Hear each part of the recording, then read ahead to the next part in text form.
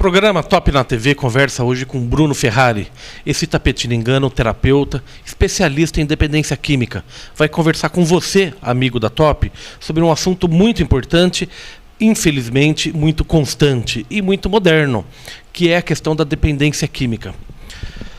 Bruno, vamos começar com uma pergunta genérica. Como que os pais podem observar o comportamento dos filhos se está ligado ao consumo de droga? Muito boa, né, essa pergunta, né, Fábio? Em primeiro lugar, quero agradecer esse convite do programa Top na TV, né? Muito obrigado por estar e prestigiando esse trabalho que nós fazemos aqui em Itapetininga. Os pais têm que ficar atentos a todas as mudanças de comportamento que os filhos vêm a apresentar. Os pais, melhor do que ninguém, conhece os filhos desde o início. E geralmente na fase dos 12 aos 15 anos é que começam muitas mudanças de comportamento. Essa fase é conhecida como adolescência, onde as crianças começam a ter uma voz mais ativa, elas começam a sair mais, ter uma independência maior. Então é importantíssimo entender o que seria uma adolescência. São comportamentos naturais. E o que seria um indício de uso de álcool ou drogas, onde a criança começa a ficar um pouco mais revoltada que o normal e ela deixa de cumprir com as responsabilidades que até então ela vinha cumprindo. Então, uma criança que estava frequentando escola normalmente, estava tirando notas boas, ela deixa de estar fazendo isso, ela perde o interesse dela por algumas coisas que antes eram importantes. Então, essas mudanças têm que ser bem observadas pelos pais, pelos educadores, para eles poderem estar diagnosticando rapidamente isso. Perfeito. Você falou bem aí da adolescência, entre os 12 e 15 mais ou menos. Então, quer dizer, é normal a mudança de comportamento, né? O jovem, o adolescente começa a ter escolha, é uma revolta natural. Então, quer dizer, não pode confundir essa transformação normal da adolescência com o consumo de álcool e droga, né? Não é toda, não são todos os jovens, né? Alguns indicadores práticos. A companhia que o jovem começa... É um indicador também? Essa idade dos 12 aos 15 anos, ela começa a ter uma independência maior. Então, é importante que os pais, educadores, estejam atentos às amizades que eles têm também. Quem são esses amigos? Porque aí a rede já começa a ficar maior. Não são só os amigos de escola. Aí começa a ter amigos de outras áreas também. Então, é importante os pais estarem acompanhando isso. Nesse sentido, uma questão dos tempos modernos, os pais trabalham, né? A mãe trabalha, o pai trabalha, acaba dificultando um pouco a convivência com os filhos.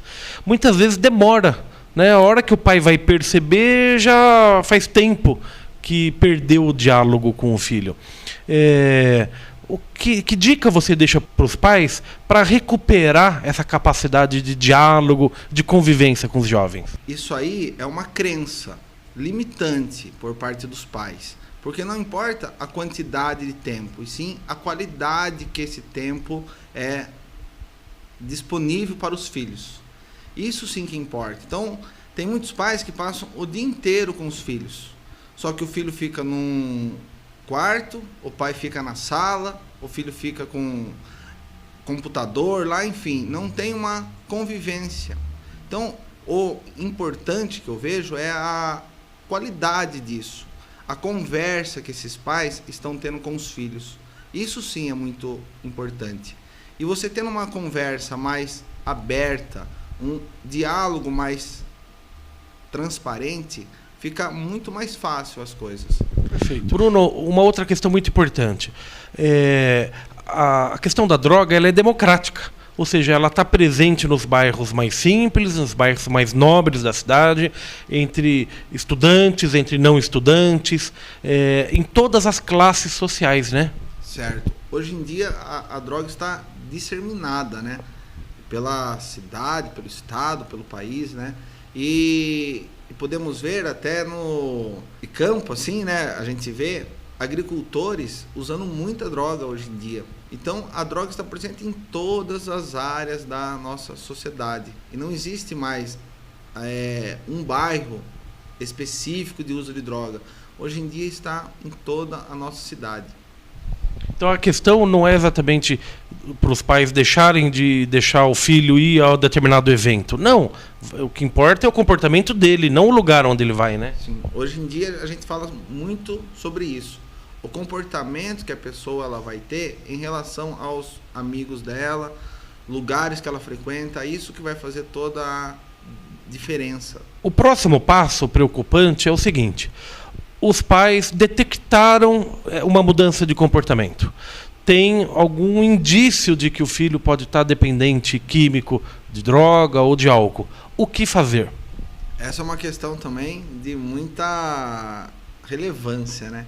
Hoje em dia existe uma vergonha muito grande e quando nós falamos de álcool e drogas. Nenhum pai quer falar que o filho tem essa situação. Isso dificulta para nós e profissionais podermos trabalhar, porque nós só podemos trabalhar em cima de uma questão existente. Então, se o pai e a mãe negam essa situação, eles não vão procurar ajuda, não vão procurar mudar alguns comportamentos e essa situação só vai se agravar cada dia mais. Ou seja, a sua orientação, o primeiro desafio a ser superado é enfrentar o problema. Isso. O primeiro desafio seria quebrar essas barreiras que impedem as pessoas de chegarem a um serviço especializado, né, na prevenção e tratamento de álcool e drogas.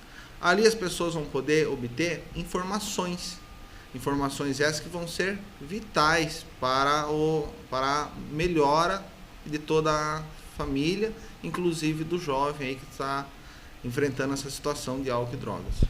Você, Bruno, é um terapeuta que tem especialidade na questão da dependência química, tanto no final do problema, que é a internação, como no começo, na prevenção, ou na conversa com o adolescente nessa época da adolescência. Que dicas que você deixa para os pais? Quer dizer, é possível prevenir ou evitar que o problema se agrave? Eu sempre penso assim, é muito mais fácil e muito mais econômico prevenir do que a hora que já tiver uma situação em um caso crítico, precisar de uma internação. A prevenção, a gente fala muito da prevenção primária, onde ela vai existir antes do uso. É onde a criança vai começar a ser orientada. Quais são as formas que ela pode, como que dá para explicar melhor? Quais são as formas que ela tem que se comportar diante da grande oferta que temos hoje de álcool e droga. Então, geralmente, essa criança vai utilizar a droga pela primeira vez com um amigo da escola ou com algum amigo muito próximo. E, geralmente, as propagandas falam, os pais falam, não pegue nada de pessoas estranhas. Só que a criança não vai usar droga com uma pessoa estranha, ela vai usar droga com um amigo dela. E outra coisa, quando a gente fala de prevenção, nós temos que entender que a droga é uma coisa boa. E os pais passam para as crianças que a droga é ruim. Aí a criança vai, experimenta a droga, ela gosta. Porque a sensação que a droga traz é muito boa. Aí o que acontece? A criança que já passa por um período de revolta, enfim, de vários questionamentos, ela entende que o pai e a mãe mentiram para ela. Aí se quebra também um laço importantíssimo, que seria com o pai de confiança com os pais. pais. Laço de confiança com os pais e com a mãe, e com a família de um modo geral. Porque ela entende que ela foi enganada. Então é importante que se passe as consequências que a droga vai trazer na vida dela. Não que a droga é ruim, porque a droga não é ruim, senão não existiria tantas pessoas hoje que consomem drogas. Só que as drogas vão trazer sérias consequências para a vida dela.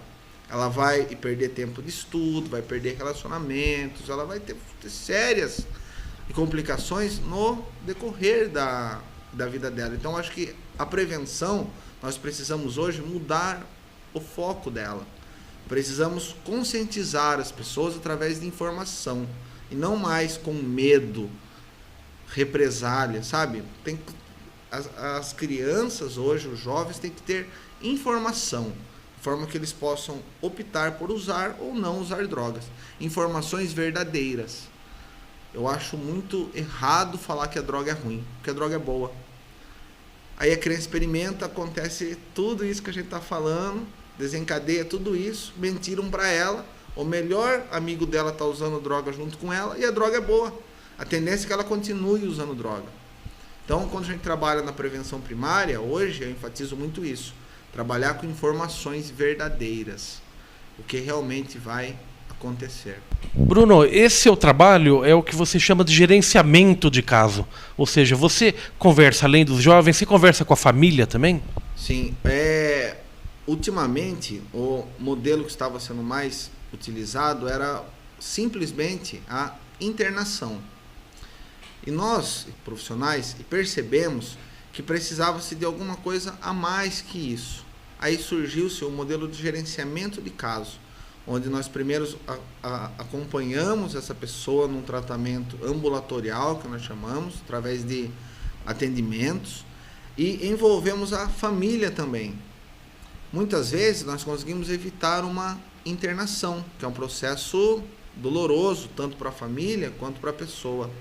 Então, o gerenciamento de caso, ele possibilita muitos ganhos, principalmente futuros, onde a pessoa começa a ter uma base melhor. Assim ela consegue planejar novamente a vida dela, os sonhos, os planos que ela tem. Bruno Ferrari, muito obrigado por esses importantes esclarecimentos. O nosso telespectador saiu um pouco mais instruído. Quero agradecer e deixar sempre o programa Top na TV à sua disposição. Muito obrigado. Obrigado, Fábio, né? Obrigado ao programa Top na TV. Uma dica que eu posso falar aqui também para nós encerrarmos é sempre procure um profissional. Procure um profissional especializado que entenda de dependência química e prevenção, que possa dar uma melhor orientação. As pessoas têm que entender que a dependência química é uma doença e sempre que nós estamos doentes, nós procuramos um profissional que possa nos ajudar. Então é isso que a sociedade hoje precisa começar a ter essa nova visão. Muito obrigado. Esta foi mais uma entrevista exclusiva do programa Top na TV. Assista a outras entrevistas acessando www.topdacidade.com.br.